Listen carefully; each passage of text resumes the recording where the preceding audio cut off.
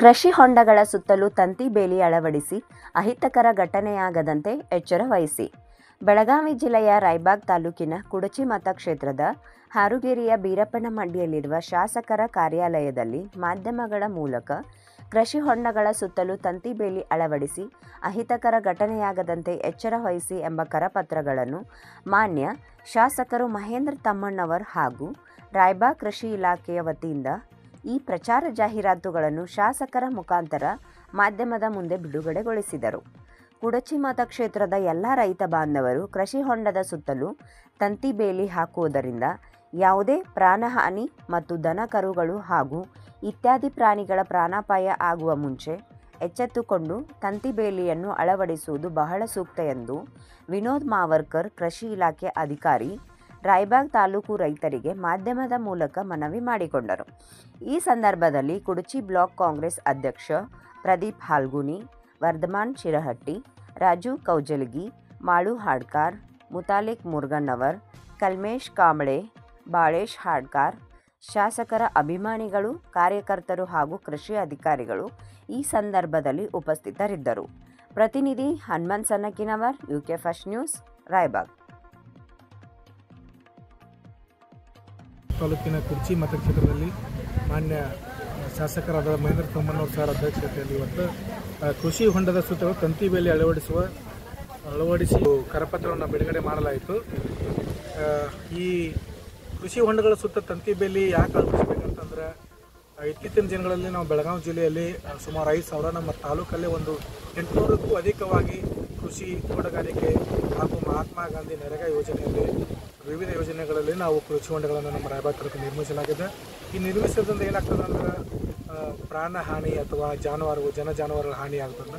ಒಂದು ಸಾರಿ ಕೃಷಿ ಹೊಂಡದಲ್ಲಿ ಯಾರಾದರೂ ಪ್ರಾಣಿಗಳಾಯಿತು, ಮನುಷ್ಯರಾಯಿತು, ಯಾರಾದರೂ ಕಾಲು ತಪ್ಪಿ ಕಾಲು ಜಾರಿ ಹೋಗಿ ಬಿದ್ದು ಅಂದರೆ ಮೇಲೆ ಎದ್ದು ಬರೋದು ಕಷ್ಟ ಸಾಧ್ಯ ಆಗ್ತದೆ. ಮತ್ತು ಬಿದ್ದ ನಂತರ ಪ್ರಾಣ ಹಾನಿ ಆಗೋದೊಂದು ಜಾಸ್ತಿ ಇರ್ತದೆ. ಅದ್ರ ಸಂಬಂಧ ನಾವು ಏನು ಮಾಡಬೇಕಂತಂದ್ರೆ ಕೃಷಿ ಹೊಂಡ ಸುತ್ತ ತಂತಿ ಬೇಲಿ ಹಾಕ್ಕೊಂಡು ಪ್ರಾಣ ಹಾನಿಗಳನ್ನು ಅಥವಾ ಜಾನುವಾರು ಹಾನಿಗಳನ್ನು ನಿಲ್ಲಿಸಬೇಕಾಗ್ತದೆ. ಇದ್ರ ಜೊತೆಗೆ ಏನಾದರೂ ಯಾವುದು ಕ್ರಮ ತಗೋಬೇಕು ಇನ್ನೊಂದಂದ್ರೆ ಇದು ಕೃಷಿ ಹೊಂಡದ ತಂತಿ ಬೇಲಿ ಆಯಿತು, ಅದ್ರ ಜೊತೆಗೆ ನಾವು ಒಂದು ನೆಟ್ಟು ಅದಕ್ಕೊಂದು ಹಗ್ಗ ಬಿಟ್ಕೊಂಡು ಒಂದು 8ರಿಂದ 10-15 ಫೂಟದ ಒಂದು ಹಗ್ಗ ಬಿಟ್ಕೊಂಡು ಅದರಿಂದ ಯಾರಾದರೂ ಅಕಸ್ಮಾತ್ತಾಗಿ ಅಪ್ಪಿತಪ್ಪಿ ಅಲ್ಲಿ ಏನಾದ್ರು ಇದು ಮಾಡೋಕ್ಕೆ ಹೋಗಿ ಕಾಲು ತಪ್ಪಿ ಜಾರಿ ಬಿದ್ರೂ ಅವರು ಆ ಹಗ್ಗ ಮುಖಾಂತರ ಅವ್ರ ಮೇಲೆ ಎಬ್ಸ್ಕೊಂಡು ಅದನ್ನು ಬರುವಂಥ ಒಂದು ಇದು ಮಾಡ್ಕೋಬೋದು. ಇಷ್ಟು ಹೇಳಿ ಎಲ್ಲರೂ ದಯವಿಟ್ಟು ಯಾರು ಕೃಷಿ ಹೊಂಡ ಮಾಡ್ಕೊಳ್ತಿದ್ರಲ್ಲ, ಇನ್ನು ಯಾರು ಮಾಡಿದಿರಲ್ಲ, ದಯವಿಟ್ಟು ಕೃಷಿ ಹೊಂಡಗಳ ಸುತ್ತ ತಂತಿ ಬೇಲಿ ಹಾಕ್ಕೊಡ್ರಿ. ಯಾವುದೋ ಹಿತಕರ ಘಟನೆಗಳಾದಂಥ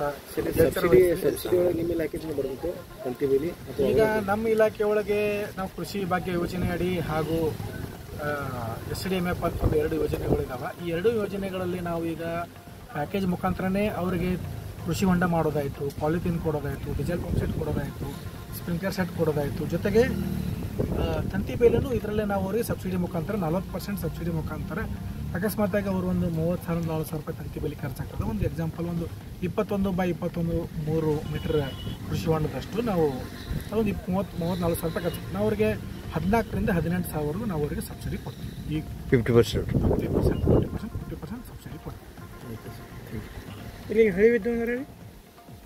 ಹಳಿ ವಿಧಾನ ದಯವಿಟ್ಟು ರೈತರೇ ತಮ್ಮ ಒಂದು ರೀಸನೇಬಲ್ ರೇಟಲ್ಲಿ ಎಲ್ಲಾದರೂ ಮಾಡಿಕೊಂಡು ದಯವಿಟ್ಟು ಅವರು ಹೊಂಡ ಮಾಡ್ಕೊಂಡಿದ್ದು ದಯವಿಟ್ಟು ಅವ್ರಿಗೆಲ್ಲ ಫೆನ್ಸಿಂಗ್ ಮಾಡ್ಕೊಬೇಕಂತ ಅಥವಾ ತಂತಿ ಬೇಲಿ ಹಾಕೋಬೇಕಂತ ನಾನು ಅವರಲ್ಲಿ ಕಳಕಳಿಯಾಗಿ ವಿನಂತಿ ಕೇಳ್ತೀನಿ. ಯಾಕಂತಂದರೆ ಈಗ ಬೇರೆ ಬೇರೆ ತಾಲೂಕಲ್ಲಿ ನೋಡ್ತಿದ್ದೀರಿ, ನಮ್ಮ ತಾಲೂಕಲ್ಲಿ ಒಂದು ವರ್ಷದ ಹಿಂದೆ ಒಬ್ಬರು ಶಿಕ್ಷಕರು ಮತ್ತು ಅವರು 2 ಮಕ್ಕಳು ಪ್ರಾಣಾಪಾಯದಿಂದ ಅವರು ಇದಾಗುತ್ತೆ. ತಂತಿ ಇದ್ರೂ ಒಬ್ಬೊಬ್ರು ಏನು ಮಾಡ್ತಾರೆ ಅಂತಂದರೆ ಅದನ್ನು ದಾಟಿ ಈಜಾಡಕ್ಕೆ ಹೋಗ್ತಾರೆ. ಅಂಥದ್ದೆಲ್ಲ ಮಾಡೋಕ್ಕೆ ಹೋಗ್ಬೇಡ್ರಿ ದಯವಿಟ್ಟು. ಯಾಕಂದರೆ ಒಂದು ಸಾರಿ ಪಾಲಿಥೀನಲ್ಲಿ ಅದು ಸೇರಿಕೊಂಡ್ರೆ ಅಂತ ಅಲ್ಲಿ ನೀರಿನ ಜೊತೆ ಸೇರ್ತಂದ್ರೆ ಅದು ಮೇಲೆ ಎದ್ದು ಬರೋದು ಕಷ್ಟ ಸಾಧ್ಯ. ಅಷ್ಟು ಸುಲಭದ ಇದಿಲ್ಲ.